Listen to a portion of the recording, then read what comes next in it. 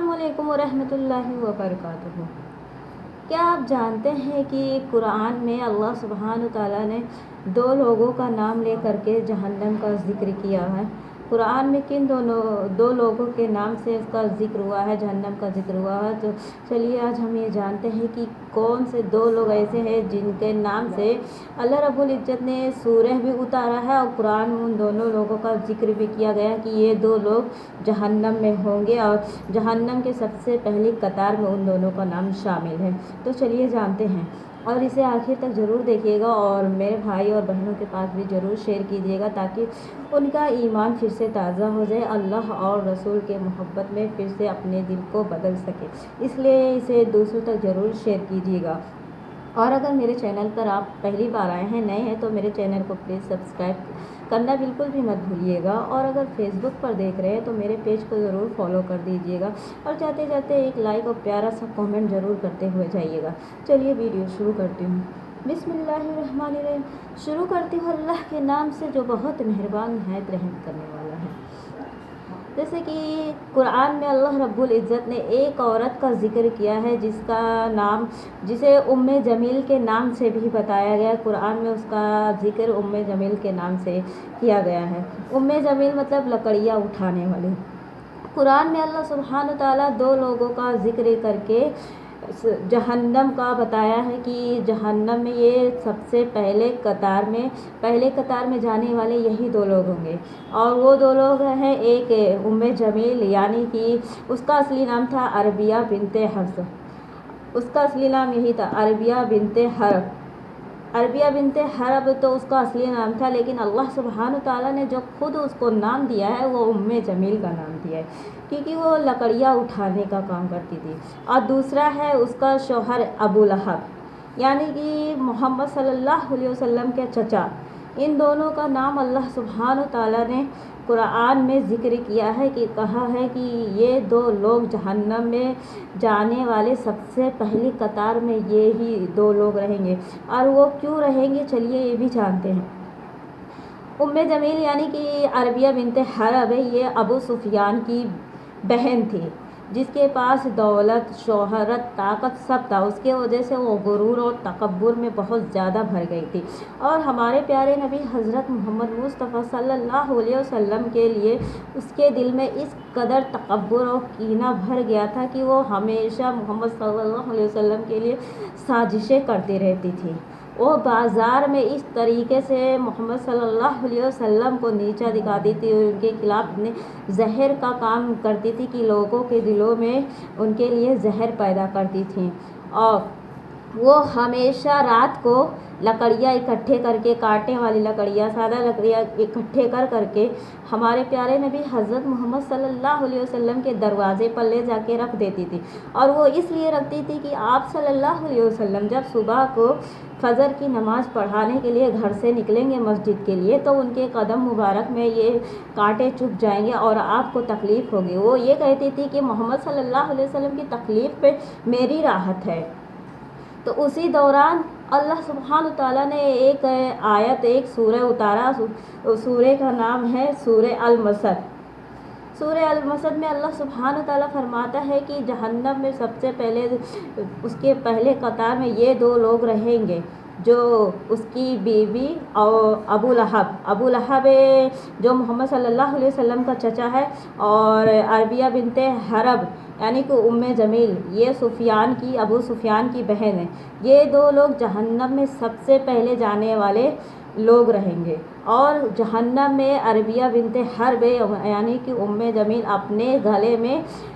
آگ کی رسیاں لٹکائے ہوئے اور آگ کی لکڑیاں ہاتھ میں لیے ہوئے خود وہ گھومے گی، یعنی کہ جو وہ دنیا میں کرتی رہی، ہمیشہ لکڑیاں چن کر کے محمد صلی اللہ علیہ وسلم کے دروازے پر رکھتی تھی تاکہ آپ صلی اللہ علیہ وسلم کے قدم مبارک میں کانٹے چبھے، خون نکلے، اس نیت سے رکھتی تھی، تو اس لیے وہ دوزخ میں بھی لکڑیاں اٹھائے رہے گی اور اس کے گلے میں آگ کی رسیاں لگی رہیں گی۔ اسی لیے تو ابو سفیان تو جیسے کہ آپ لوگ جانتے ہیں کہ مکہ کا سب سے نامی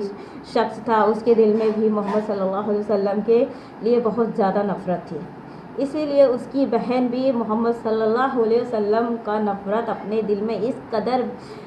بسائی ہوئی تھی کہ وہ پوری زندگی اس نفرت کو ختم نہیں کی۔ جب یہ سورہ المسد کو اللہ سبحانہ تعالیٰ نے نازل کیے تھے تو اس کے 9 سال تک وہ زندہ رہی، لیکن اس کے باوجود آپ صلی اللہ علیہ وسلم کی نفرت اپنے دل سے نہ وہ ختم کی، نہ ہی ختم کرنے کی کوشش کی، الٹا اس کے باوجود وہ محمد صلی اللہ علیہ وسلم کی نفرت کو اپنے دل میں دن